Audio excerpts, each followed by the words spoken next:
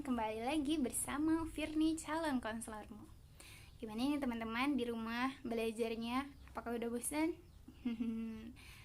Semangat ya, semangat berjuang di lautan ilmu, semangat berlayar di lautan ilmu. Ngomong-ngomong tentang belajar, di sini Firni mau bahas nih tentang teori-teori belajar.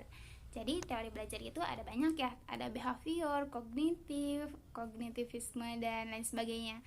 Nah, di sini Piri mau bahas tentang teori belajar behavior.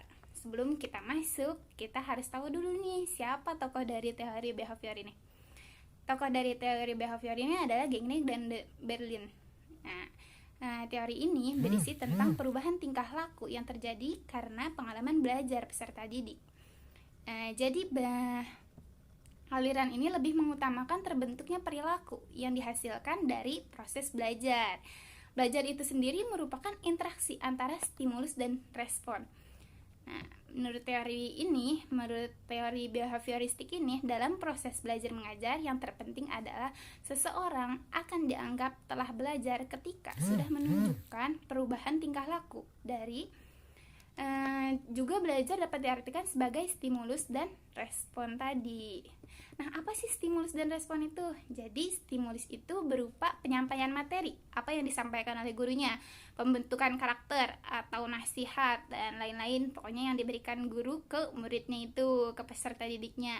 Sementara bentuk dari respon berupa reaksi atau tanggapan dari murid atau peserta didik terhadap stimulus yang diberikan oleh guru atau pendidik. Sampai sini udah kebayang belum sih teori behavior itu apa? Nah, kita lanjut ya. Proses yang terjadi antara stimulus dan respon tidak dapat diamati dan diukur ya. Yang terpenting itu dan perlu diperhatikan adalah perilaku dari stimulus dan responnya itu. Maksudnya yang diberikan guru atau penyampaiannya atau stimulusnya dan apa yang diterima oleh muridnya, yaitu berupa responnya itu ya. Harus diperhatikan dan diukur, itu baru bisa. Hal itu dilakukan karena pengukuran stimulus dan respon merupakan hal yang penting agar dapat mengetahui apakah murid mengalami perubahan tingkah laku atau tidak, kayak gitu ya. Jadi penerapan atau proses belajar mengajar teori belajar behavioristik sangat tergantung dari beberapa aspek seperti tujuan pembelajarannya, karakteristik muridnya, atau materi pembelajaran, atau juga media pembelajaran, atau bahkan fasilitas pembelajarannya. Dalam pelaksananya, teori belajar behavioristik memiliki kelebihan dan kekurangan. Nah, sebelum masuk ke kelebihan dan kekurangan, kita akan membahas tentang hal-hal yang perlu diperhatikan saat menerapkan teori behavioristik. Apa aja sih? Yang pertama itu perhatian guru pada muridnya, sangat penting untuk dilakukan, yaitu tadi ya, memperhatikan stimulus dan responnya dan bagaimana hasilnya, seperti itu ya. Terus apa lagi yang harus diperhatikan? Yaitu lingkungan belajar, harus diperhatikan juga tuh. Terus juga mengutamakan pembentukan tingkah laku dengan cara latihan dan pengulangan, itu tuh behavior. Dan yang terakhir itu proses belajar mengajar harus dengan stimulus dan responnya. Oke, lanjut, kita masuk ke kelebihan teori belajar behavioristik. Kelebihannya, sang guru akan terbiasa untuk bersikap teliti dan peka saat kondisi belajar, seperti itu ya. Terus guru juga lebih sering membiasakan muridnya untuk belajar mandiri, tetapi ketika murid kesulitan baru bertanya kepada sang gurunya itu. Selanjutnya kita dapat mengganti cara mengajar atau stimulus yang satu dengan stimulus yang lain hingga mendapatkan apa yang diterima oleh murid atau yang disebut respon itu.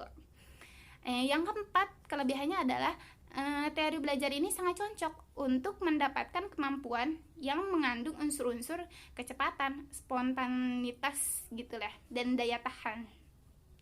Dan yang terakhir adalah teori ini bisa membentuk perilaku yang diinginkan. Dengan kata lain, perilaku yang berdampak baik bagi murid. Diberi perhatian lebih dan perilaku yang kurang sesuai dengan murid, perhatiannya dikurangi. Kayak gitu.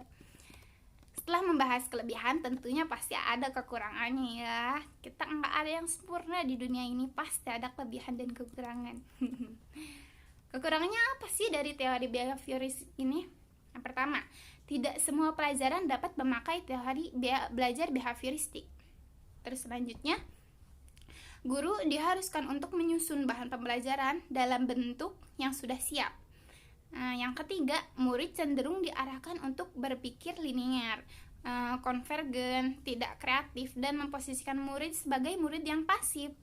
Jadi dia itu cuma nerima dari gurunya, dia hanya merespon gitu dari stimulus yang diberikan oleh gurunya.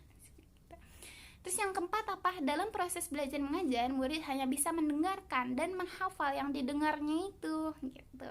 Dan yang terakhir, murid membutuhkan motivasi dari luar dan sangat bergantung pada guru. Nah, sampai sini gimana teman-teman teori behavioristik? Mungkin itu aja yang saya dapat sampaikan. Selanjutnya, di video selanjutnya saya akan membahas tentang beberapa teori belajar lagi. Nah, teman-teman kasih saran ya, menurut kalian apa nih yang harus dibahas lagi? Tulis di kolom komentar. See you next time. Dah.